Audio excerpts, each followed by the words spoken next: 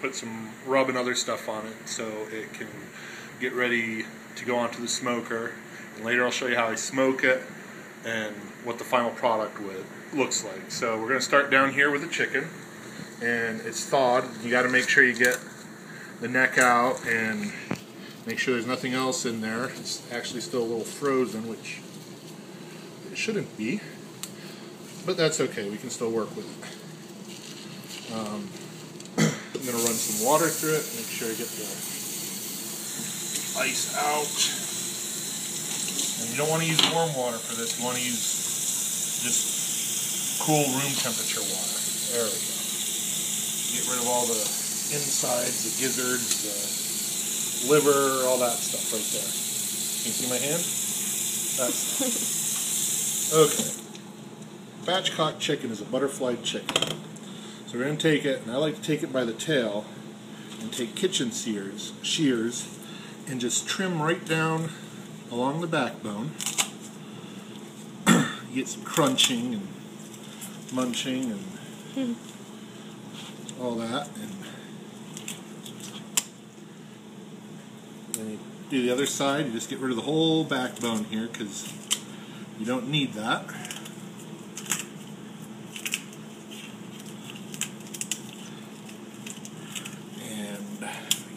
Last little bit. There we go. Normally, if I plan to make stock, I keep the backbone and all the gizzards and that and just throw it into the stock pot.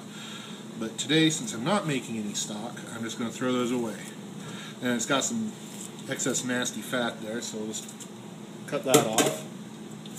And once again, rinse this out, get rid of the ice and other gunk that's in there,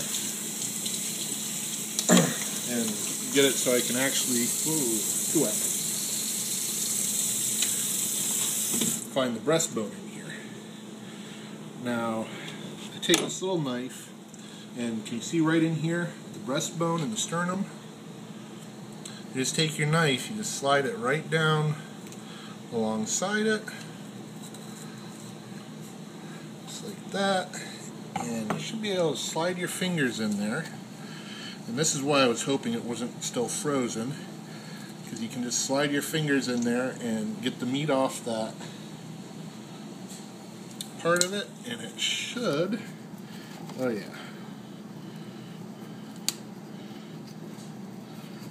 it should just pop right out.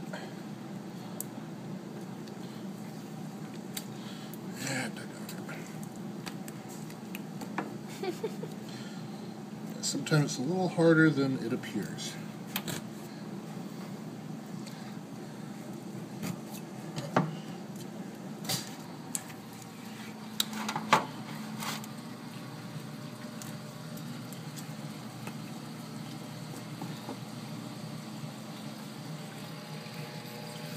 I slide up under there, so then I can. There we go. You need to change your glove. Yeah, that's okay. There we go. Now, that's out. Now you have a nice, watch your hand, spatchcock chicken. Now you can take that and put some other stuff on it. Okay. Now that's spatchcocked, I'm going to use some of my mustard sauce on it, and then some of my rub. And I'm going to put that on and just let it sit for a few hours while I go run some errands. And then when I come back, I'm going to add some wine to the pan and let it smoke in the pan with the wine. So first off, I get some paper towels and just kind of pat dry the chicken so we get rid of the excess moisture on the outside here. And flip it over, do the same thing on the inside. And then I'm going to take a brush, a little bit of my mustard sauce here, and just paint the inside of the chicken. And, oh, I got a little bit of rubber gloves there. Don't want that in there. And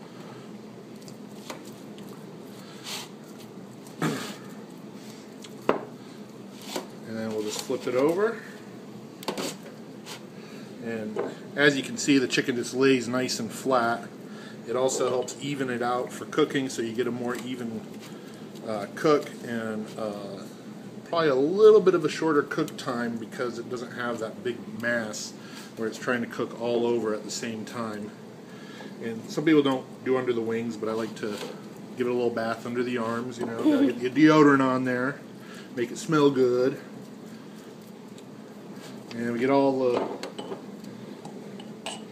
sauce on here. Oh, we need to make some more sauce soon. And there we go. Set that aside in the sink. And take off one of these gloves and open up my rub jar, which is fresh rub made today. And I just sprinkle that stuff on there quite liberally. And you might make sure you cover the whole thing, because you know you don't just eat part of it, you eat all of it. And some where I missed a spot. Okay, right there. Thanks to my lovely assistant, my daughter. And we'll flip her over again and do the inside. Now this is kind of a twist on a beer butt chicken that I'm doing, where usually you leave it all together and you stick it on top of a beer can and put it on the smoker or the grill and let it cook. But I've had some friends tell me about doing it with wine, and I've been wanting to try to do it spatchcock, so up here. So I'm just trying something different, and we'll see how it works. And we'll see the results when I'm done. I have the chicken here ready to go. The cooker's already heated up outside, so here's the spatchcock chicken. And I took, about 1 3/4 cups of wine, and we're actually using a Sauvignon Blanc cupcake wine. It's a little bit sweeter, has some fruity accents to it, but it should be really good with the chicken. And we just take the wine and just pour it in the bottom of the pan here. And as the chicken cooks, that'll steam up and give it some extra flavor. So I'm going to take this out and put it on the cooker, and we'll see it when it's chicken on the smoker here. One of the things I did with my smoker this time is lined it with foil, which makes it easier to clean. And I got the chicken in there, and I got the probe and another little temperature probe here for the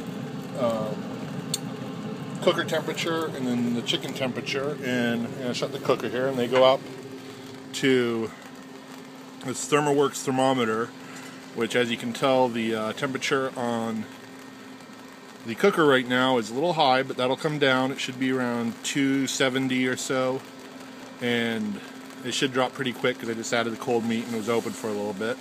And then that bottom number there, the 31 degrees, when that gets up to about 180, 170, 180, the chicken should be ready.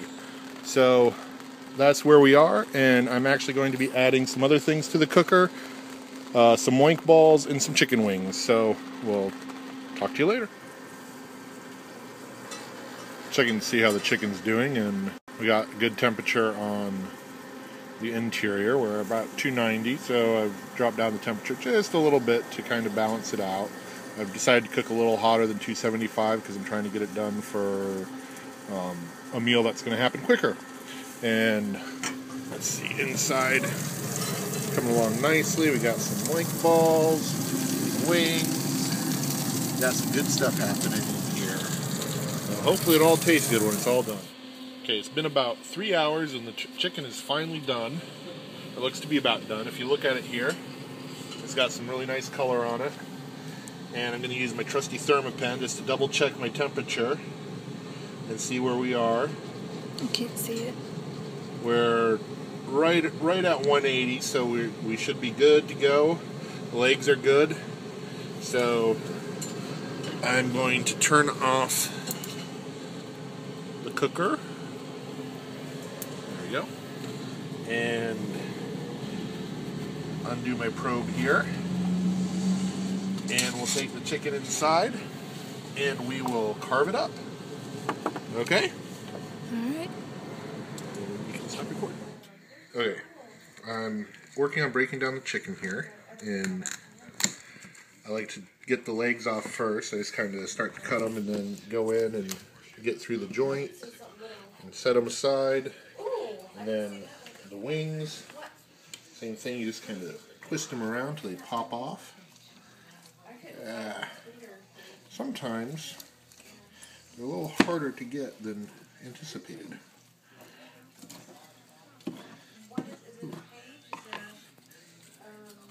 And there we go.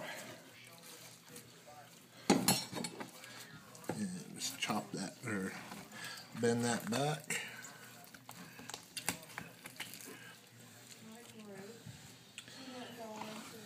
Okay. Now, because we butterflied it, I should be able to get the chicken breast off fairly easily. Just cut it down the middle. And cut it inside there. Yep. And then I just like to take it and slice it. It's still hot. Ooh. And that's one side.